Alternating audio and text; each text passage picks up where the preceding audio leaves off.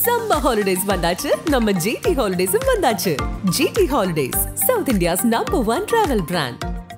நீடிக்கும் வட மாநிலங்களின் ஆதிக்கம். அதாவது நம்ம நாடு சுதந்திரம் அடைஞ்சு சுமார் 75 வருஷம் ஆனாலும் நம்ம கணக்கெடுத்து பார்த்தோம் அப்படின்னா சட்டமன்றம், நாடாளுமன்றம் போன்ற மக்கள் மன்றங்கள்ல வடக்கு பிரதேசத்தோட பிரதிநிதித்துவம் 20% 30% உயர்ந்திருக்கு. அப்படியே தென் மாநில பக்கம் பார்த்தோம் அப்படின்னா அங்க உள்ள பிரதிநிதித்துவம் 35 24 குறைஞ்சுதான் இருக்கு. மக்கள் பிரதிநிதித்துவத்துல தொடர்ந்து பாகுபாடு காட்டப்பட்டுக்கிட்டு தான் வருது. வடக்கு வாழ்கிறது, தெற்கு தேய்கிறது அப்படின்னு கடந்த 50 வருஷத்துக்கு முன்னாடி பேரறிஞர் அண்ணா சொன்னது நம்ம தமிழகத்திற்கு இன்னைக்கு வரைக்கும் பொருந்துது. குறிப்பா கடந்த 10 வருஷத்துல நம்ம மாநிலத்தோட பல உரிமைகள், பல சலுகைகள் பறிக்கப்பட்டு வருது. இத மீண்டும் வென்று எடுக்க வேண்டும் அப்படின்னா நாடாளுமன்றத்துல நம்மளோட குரல் தான் ஓங்கி ஒலிக்கணும். ஆனா அதுக்குதான் தொகுதி மறுசீரமைப்பு அப்படிங்கிற பெயர்ல மத்திய அரசு நமக்கு வேட்டு வச்சிருக்கு. தமிழகத்தோட அதிகாரத்தை குறைக்கிறதுக்கும் எல்லா குறுக்கு வழியிலையும் கையாண்டு வருது. இது ஒரு பக்கம் இருக்க, இன்னொரு பக்கம் நம்ம பார்த்தோம் அப்படின்னா தமிழகத்திற்கு வேலைக்காக வர வட இந்தியர்களுடைய எண்ணிக்கை தொடர்ந்து அதிகரிச்சுக்கிட்டே தான் வருது. இது திட்டமிட்டே நடைபெறுது அப்படின்னு மக்கள் மத்தியில ஒரு குற்றச்சாட்டு எழுந்திருக்கு.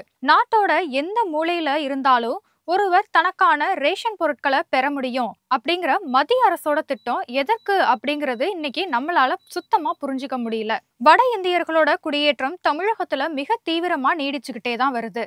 தமிழகத்திற்கு எதிராக சத்தம் இல்லாம நடக்கிற யுத்தம் அப்படின்னு கூட இதை சொல்லலாம். யாதும் ஊரே யாவரும் கேளீர் அப்படிங்கிற வரிகள் மூலம் எந்த தேசத்து மனிதன் வந்தாலும் அவங்கள உற்சாகமா வரவேற்று உபசரிக்கிற பூமி தான் நம்ம தமிழகம் அப்படின்னு கணியன் பூங்குன்றனார் அழகா எடுத்து சொல்லியிருக்காரு.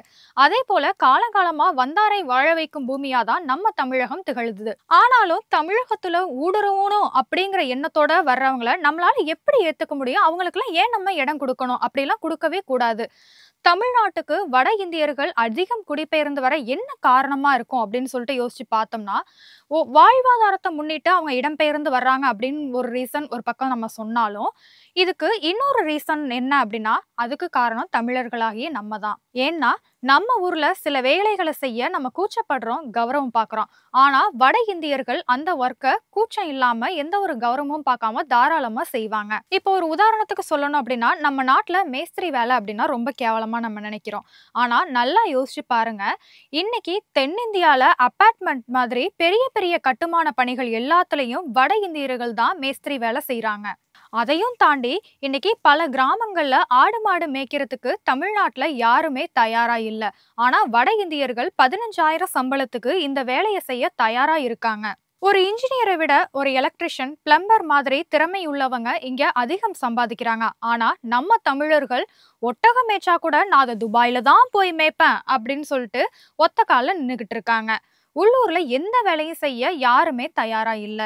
நம்ம தமிழர்களுக்கு இப்படிப்பட்ட ஒரு மனநிலைமை இருக்கிற வரைக்கும் நம்மளால சுத்தமா முன்னேறவே முடியாது. இந்த சூழ்நிலைய வட இந்தியர்கள் அவங்களுக்கு சாதகமா நல்லா பயன்படுத்திக்கிறாங்க. அவங்கள வச்சு மத்திய அரசும் தங்களுக்கான அரசியலை முன்னெடுத்து செல்லதான் முயற்சிக்குது. சரி, இது ஒரு பக்கம் இருக்க, இன்னொரு பக்கம் பார்த்தா நாடாளுமன்றத்துல நமக்கான பிரதிநிதித்துவத்தை குறைக்கிற ஏற்பாட்டையும் மத்திய அரசு செஞ்சுக்கிட்டு இருக்கு. கடந்த 50 வருஷமாவே நம்ம நாட்டோட மக்களவை தொகுதிகள் சீரமைக்கப்படாம இருக்கிறதுனால அதை பயன்படுத்தி நமக்கான பிரதிநிதித்துவத்தை குறைக்கிறதுல மத்திய அரசு குறியா இருக்கு. இப்போ மக்கள் தொகை அதிகமானதுனால தொகுதி மறுசீரமைப்பு அப்படிங்கிற ஒண்ணு பண்ண போறாங்க இல்லையா?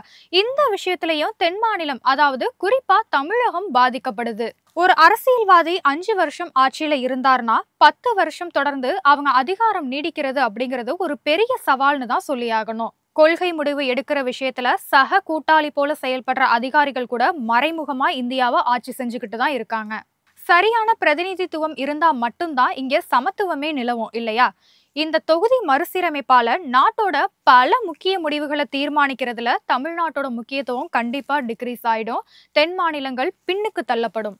அதுலயும் குறிப்பா நம்ம தமிழகத்தை பொறுத்தவரை வேலைக்காக இங்க வர்ற வட இந்தியர்களை வச்சும் தொகுதி மறுசீரமைப்பு மூலமோ தங்களுக்கான ஒரு அரசியலை நடத்துறதுக்கு மத்திய அரசு தயாராயிடுச்சு. இதன் மூலமா வடநாட்டுக்காரங்களோட வாழ்க்கை வளமாகும். நம்ம தமிழ்நாட்டோட எதிர்காலம் நிச்சயம் கேள்விக்குறியாகும். குறிப்பா இதனால நம்ம பாதிக்கப்படுறோமோ இல்லையோ, நம்மளோட வருங்கால சந்ததியினர்கள் இதனால கண்டிப்பா பாதிப்பு அடைவாங்க. அதை மனசுல வச்சுக்கிட்டு நம்ம எச்சரிக்கையா இருக்கணும் அப்படிங்கிறத உணர்த்துற விதமா தான், அதை மனசுல வச்சுக்கிட்டு நம்ம எச்சரிக்கையா இருக்கணும் அப்படிங்கிறத உணர்த்துற தருணம் தான் இது. இதை ஒட்டுமொத்த தமிழகமும் கண்டிப்பா உணரணும். #ஃபேர் டீலிமிட்டேஷன்ஸ் படி என்னோட கருத்தை நான் தெரிவிச்சிட்டேன். உங்களோட கருத்துக்களையும் நீங்க சொல்லலாம்.